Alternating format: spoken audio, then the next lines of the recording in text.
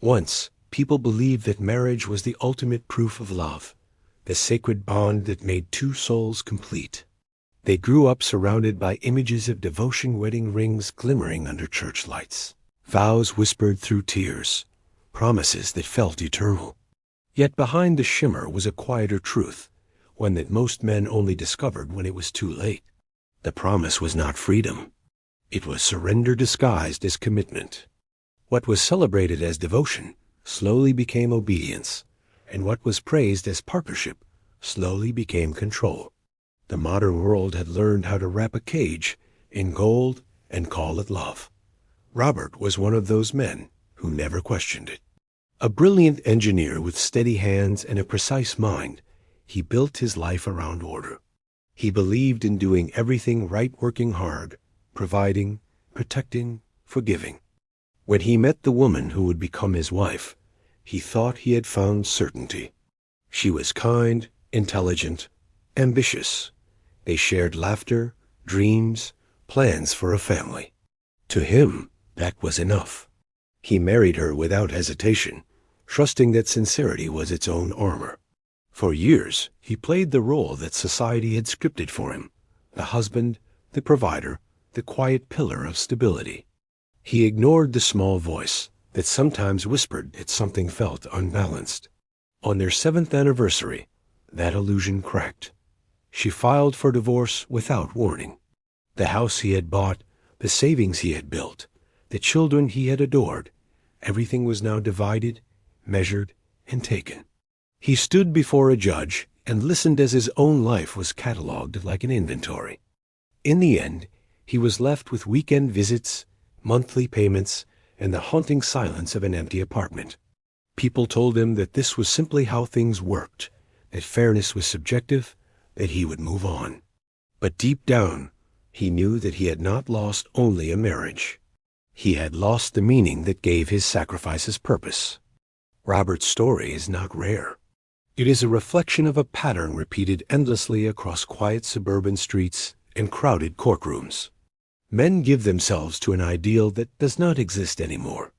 They enter the contract believing it is about love, but love is not what the law protects. The law protects obligation.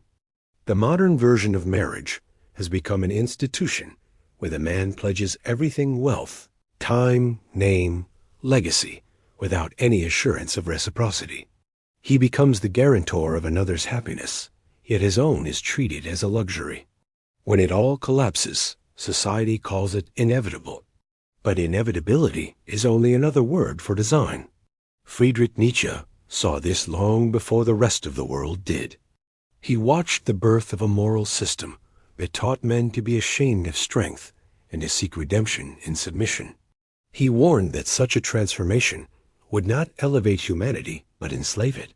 To him, modern marriage was one of the cleverest tools of this enslavement, moral performance that chained the will under the illusion of virtue. "You are not yet free," he wrote. "You still search for freedom. You must first be burned in your own flame."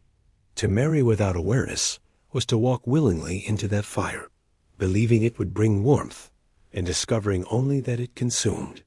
The statistics that later generations would gather only confirmed his prophecy. Most divorces, it turned out, were not acts of desperation, but decisions of preference, initiated when the emotional thrill faded. Researchers wrote papers about the walk-away wife, the phenomenon of women leaving stable marriages not from cruelty, but from restlessness. They called it autonomy. They called it progress. But beneath those words was the quiet suffering of men who had given up everything to fulfill their side of an invisible bargain. They had done what was expected, and still, it was never enough. The tragedy is not only financial or legal. It is spiritual. When a man is told that his purpose is to serve, and that his worth lies in the comfort of others, he begins to forget who he is. The culture reinforces this from every angle. The sitcom husband who cannot do anything right. The commercials that mock his intelligence. The endless reminders that his role is to provide, to apologize, to endure.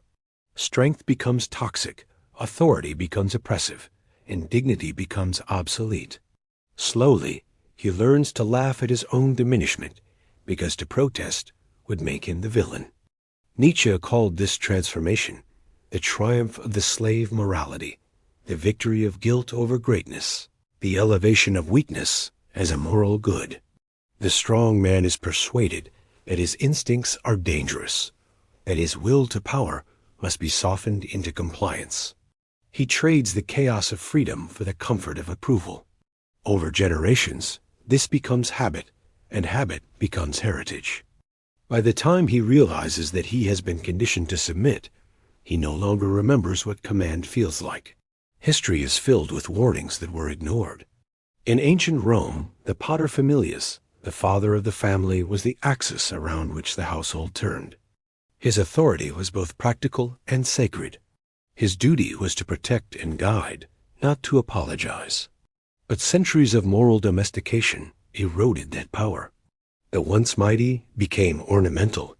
By the Victorian era, the ideal man was no longer the warrior or the philosopher, but the gentleman, polite, deferential, and restrained. Society called this civility. In truth, it was a kind of castration disguised as elegance. The same pattern continues today. The modern husband is told that his worth lies in stability, that his masculinity must be softened to be acceptable. He is praised for sensitivity, but punished for passion. He is encouraged to build wealth, but forbidden to control it. The home that should have been his fortress becomes an arena of negotiation, and love itself becomes conditional upon compliance. He does not rule, nor is he ruled. He simply exists as a function. The man who once conquered worlds now hesitates to speak his mind in his own kitchen. The cruelest part of this transformation is that it is voluntary. No one forces him to kneel. He does it himself, believing that peace is purchased through silence. But silence only deepens dependence. Each concession is rewarded with momentary harmony, and each expression of authority is punished with emotional withdrawal. Over time, he becomes afraid of his own convictions. He forgets that love without respect is not love but pity. When Nietzsche looked at marriage, he did not see a union of souls, but a contract of compromise. He saw men trading their potential for predictability, their creative fire for domestic routine. He laughed bitterly that a married philosopher belongs to comedy, for how could a man devoted to truth bind himself to a system that punishes honesty? The humor was not in cruelty, but in inevitability. The philosopher who marries, he implied, cannot remain free. Robert, and men like him, believed that sacrifice was the highest form of love. They did not see that the system had redefined sacrifice as servitude. The more they gave, the more they were expected to give. The vows that once promised partnership now bound them to a legal apparatus indifferent to their suffering. Love had become a business transaction, one that could be terminated at will, with penalties imposed only on one side. In quiet moments, after the lawyers and the counselors and the friends had all gone, Robert would sit alone in his apartment and try to understand what had happened.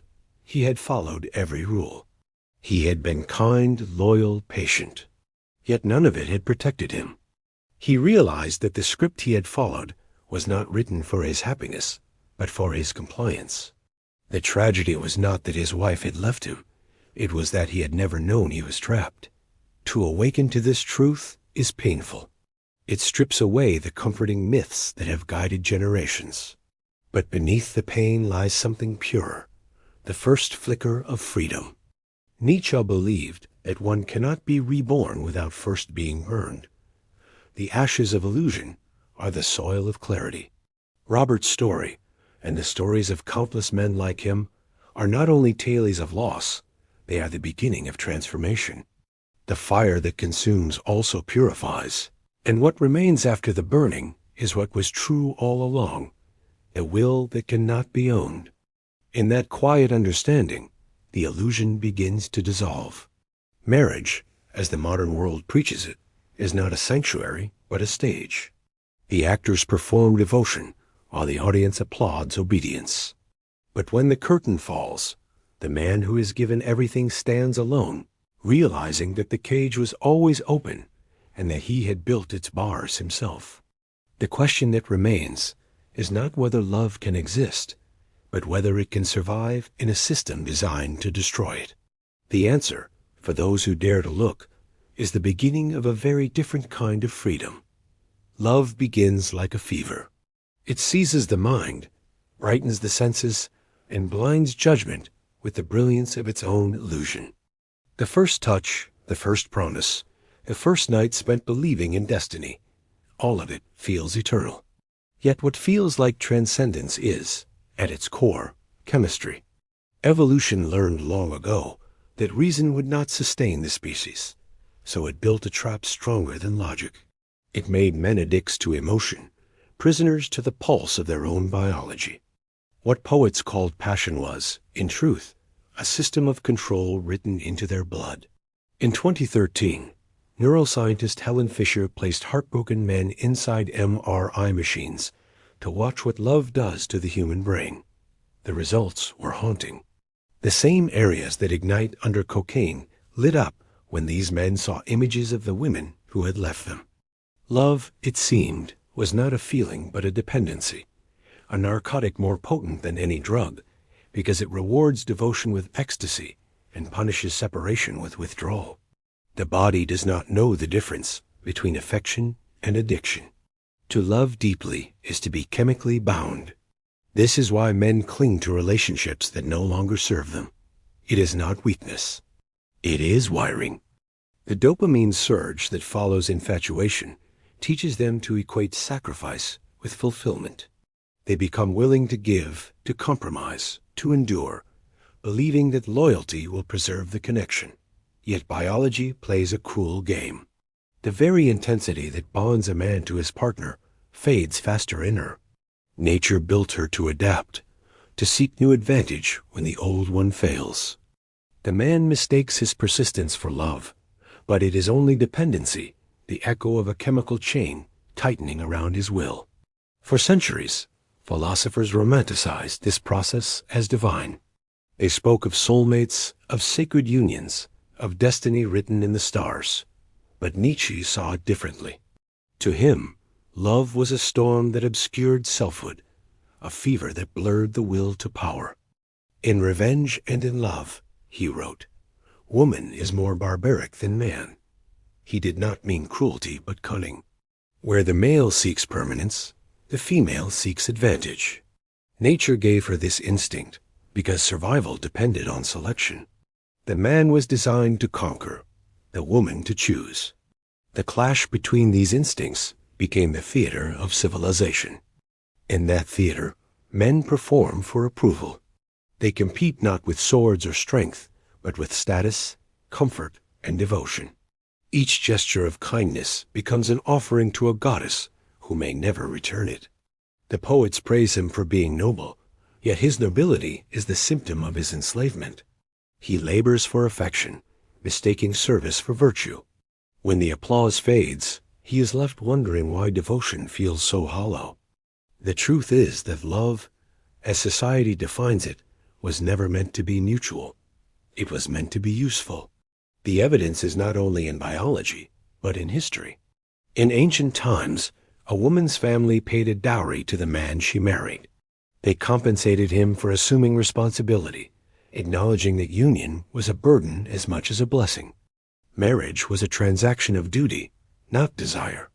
But as centuries passed and sentimentality replaced pragmatism, the burden reversed. Men became the paying party, both financially and emotionally. The romantic ideal told them that love should cost nothing, even as it demanded everything. They entered the temple without realizing they were the sacrifice. The myth of female loyalty deepened the illusion.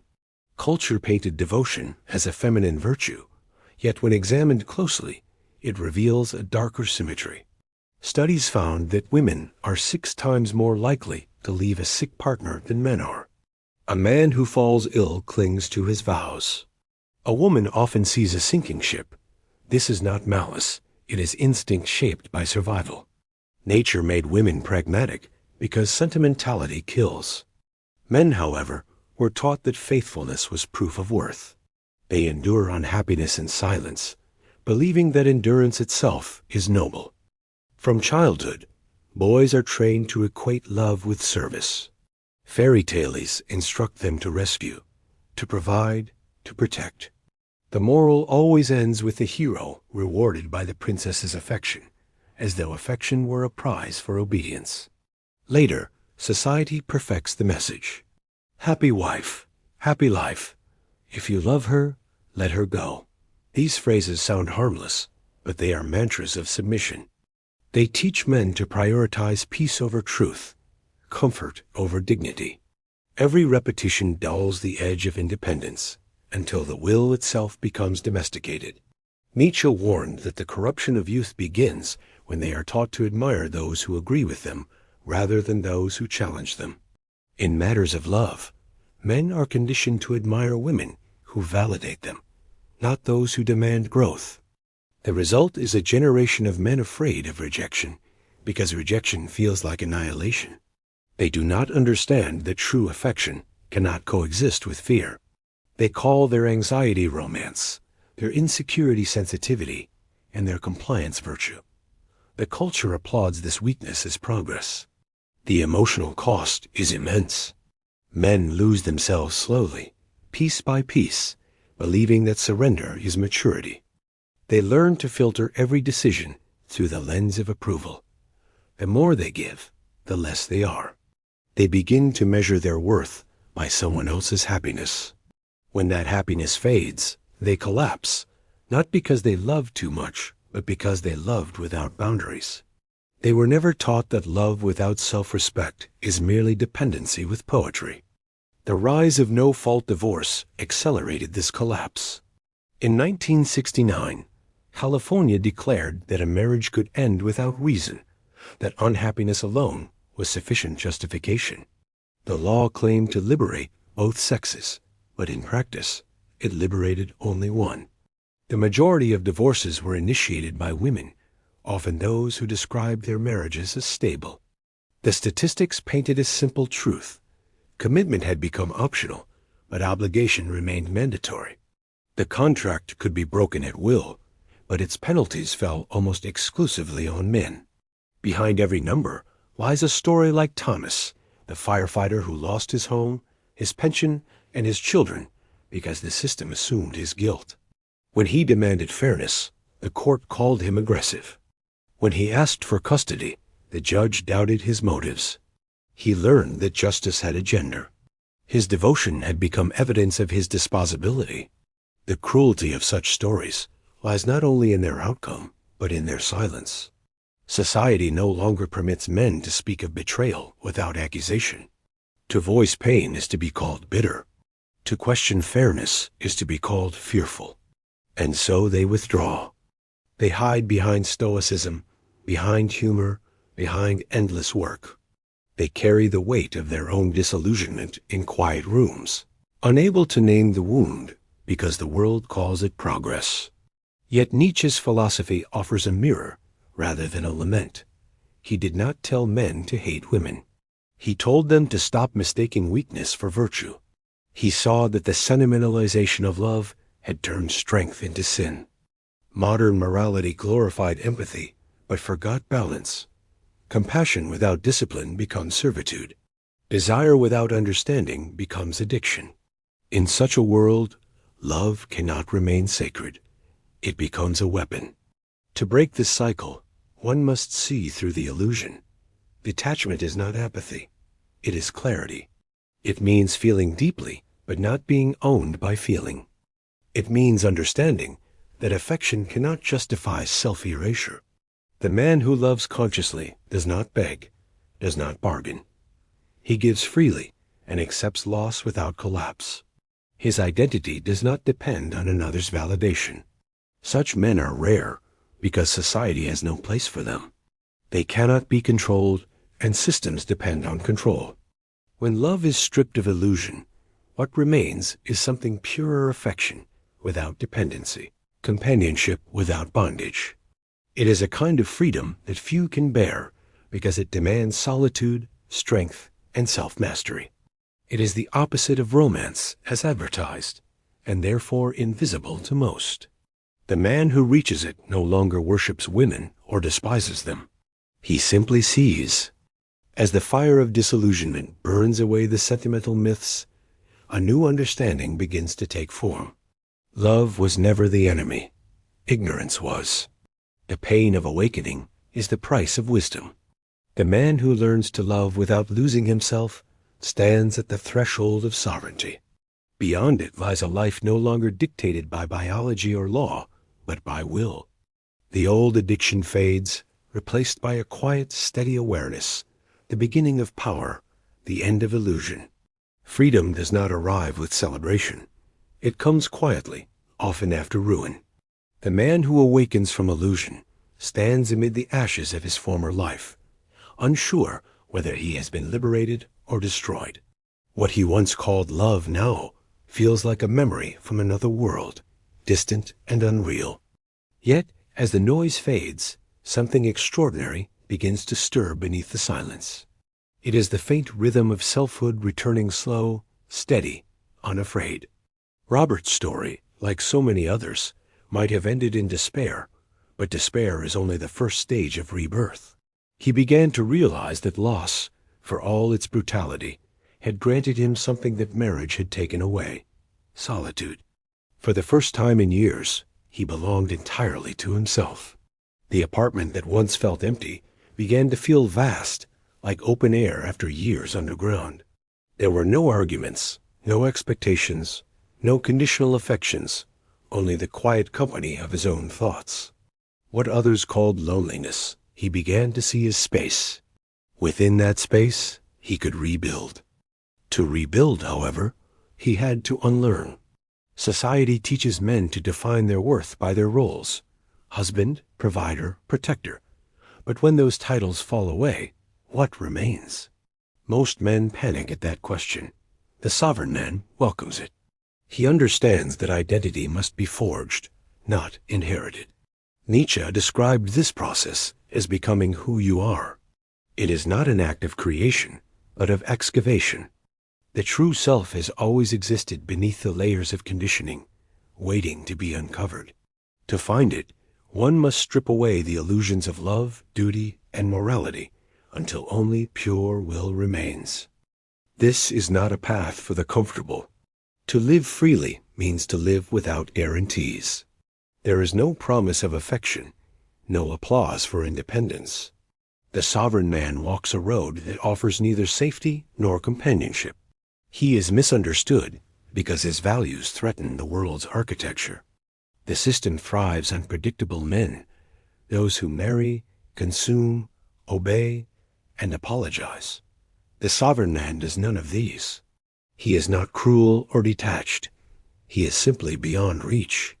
History has always revered such men, though it rarely understood them. The Stoics of Rome spoke of inner fortitude, of ruling the self before ruling others. Marcus Aurelius, emperor of the known world, wrote that true strength lies in mastery of thought, not conquest of land. The samurai of Japan lived by the same principle. Musashi, undefeated in combat, chose solitude over domestic comfort. He understood that attachments weaken resolve, that the sword grows dull when the heart clings. These men were not running from love. They were running toward clarity. In the modern world, their spirit survives in quieter forms. The artist who spends his nights perfecting a vision that no one else can see. The entrepreneur who builds without seeking permission. The philosopher who speaks truths that make others uneasy. They all share a single trait: an allegiance only to their own becoming. While others chase validation, they pursue excellence. While others seek companionship to fill the void, they turn the void into creation. Freedom, for them, is not isolation but mastery. The sovereign man does not reject women. He sees them clearly. He recognizes beauty without worshiping it, affection without dependence. He understands that women, too, are bound by their own illusions, taught to chase security, validation, and romantic myth. He does not resent them for this. He simply refuses to participate. He loves without expectation, gives without begging, and leaves when his peace is threatened. His detachment is not cruelty. It is integrity. It means that he can care deeply without surrendering himself in the process. Such a man is dangerous, not because he harms others, but because he cannot be controlled. The modern system, legal, economic, emotional, depends on men's compliance. It tells them to pursue happiness through consumption, love through dependency, virtue through guilt. The sovereign man listens, smiles, and walks away. He pays his debts, but owes nothing. He plays the game, but refuses to believe in it. His wealth, his discipline, his solitude, these are shields against manipulation. Nietzsche called this the will to power, not domination over others, but domination over the self. To master one's impulses, to act from purpose rather than compulsion, to choose solitude over submission, these are the foundations of true sovereignty. The man who achieves this no longer seeks happiness as a reward. He understands that happiness is fleeting, but strength endures. He builds his life not on comfort, but on clarity. His peace does not depend on others, and therefore it cannot be taken from him. This path demands discipline. The body must be honed, not for vanity, but for resilience. The mind must be sharpened, not with opinions, but with understanding. Wealth must be built, not as proof of success, but as the infrastructure of freedom. And solitude must be embraced until it transforms from burden to companion. These are not goals, they are practices, the daily rituals of self-possession. Through them, the man becomes complete in himself. The sovereign man's joy is quiet. It is not the laughter of a crowded dinner table or the applause of peers. It is the calm of waking each day, knowing that his life belongs entirely to him. He can walk away from anyone, from anything, without fear. He no longer mistakes attachment for love or obligation for meaning. His connections are chosen, not required. His affection flows freely because it is not bound by need. Such peace cannot be bought, inherited, or given. It must be earned through fire. Society will call him selfish. It will accuse him of being afraid of commitment, of rejecting the noble ideals of family and sacrifice. Let it. Every age invents words to shame those who refuse its rules. But the sovereign man knows that obedience masquerading as virtue is the death of the spirit. He does not measure morality by approval, but by authenticity. To live truthfully, even when condemned, is the highest form of courage. In this understanding, love itself changes shape. It becomes not a contract, but a communion between equals. The sovereign man can love because he no longer needs to possess. He can give because he no longer fears loss. He sees the divine not in submission, but in the meeting of two independent wills. Few relationships reach this level because few individuals do. But those that do are not cages, they are mirrors of freedom. The world may never reward this kind of man. There will be no monuments to his solitude, no songs about his independence. Yet history remembers him in subtler ways in the inventions, the philosophies, the art, the revolutions that shape civilization. He is the unseen architect of progress, the quiet rebel who refused to kneel. While others sought comfort, he sought truth. While others followed scripts, he wrote his own. Nietzsche's words echo across time. Become who you are, not who you were told to be, not what others need you to be, but what you were meant to become before fear and convention diluted you. That command is both a curse and a calling. It demands solitude, sacrifice, and an unflinching gaze into the abyss of one's own soul. But for those who accept it, there is no greater reward. To own oneself completely is to touch eternity. And so the man who has walked through loss, through illusion, through the burning of every false promise, emerges reborn. He does not preach or boast. He simply lives calmly, deliberately, ungoverned.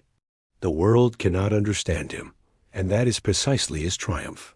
The cage door was always open. Most never walk out because the light outside is too blinding. But for the few who do, there is no return. They step into the quiet vastness of their own freedom and finally understand what it means to belong to no one and to everything.